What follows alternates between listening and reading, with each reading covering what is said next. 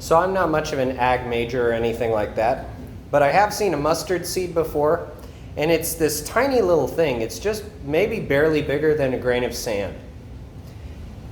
And there's another place in a different one of the Gospels where we hear about if your faith is like a mustard plant, you kind of let it grow, and then it's this place where all the birds of the air can alight onto and live in.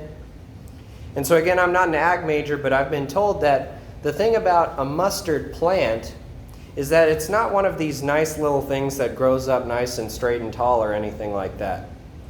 It's one of these invasive plants. It's not going to stay in its little box or area, because as it grows, it's going to kind of just take over everything that's around it. It's kind of a scary plant.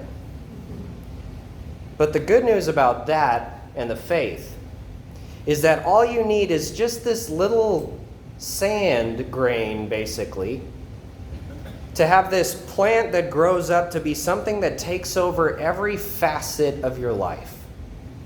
So that no matter what you're doing or where you are, your faith is somehow intertwined with all of the other things that are parts of your life.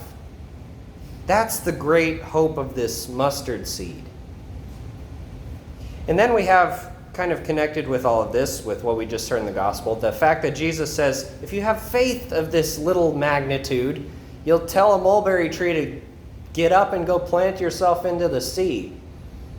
Again, in another gospel passage, it says something along the lines of, you'll tell a mountain to go throw itself into the ocean, and it will.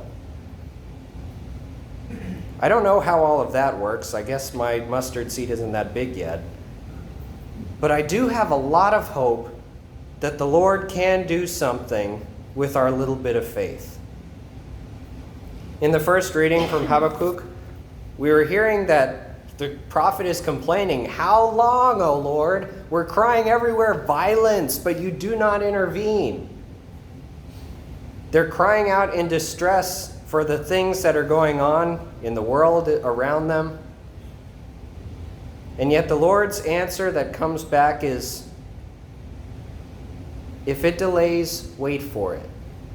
It will surely come. It will not be late. I hope this doesn't happen to all of you, although human life being what it is, I imagine it's happened to almost all, if not every one of you, that you've been in an experience where you had to wait for something and you wondered, how long, O Lord? Maybe it's been a doctor's visit. Maybe it's been in a confession line. Maybe you're dealing with something in your life that's on an emotional level, or with a sickness with you or a family member. And you're just wondering, how much longer do I have to deal with this? Is this ever going to get better? And I think the message that the Lord is sending us today is that if it delays, wait for it. It will surely come. It will not be late. All we need is a little mustard seed. And maybe it's impossible to see how the Lord can take a mulberry plant, make it walk over and plant itself into the sea right now, just because of where we're at in the midst of whatever the situation is. It's so hard to see how can there be an end to this pain or suffering or whatever. But hold on. Wait for it. It will not delay. Even though it feels like a delay. That somehow the Lord is going to do this for His glory, that He's going to make something beautiful. He's going to take a little grain of sand that is our faith and make it into this plant that just takes over everything.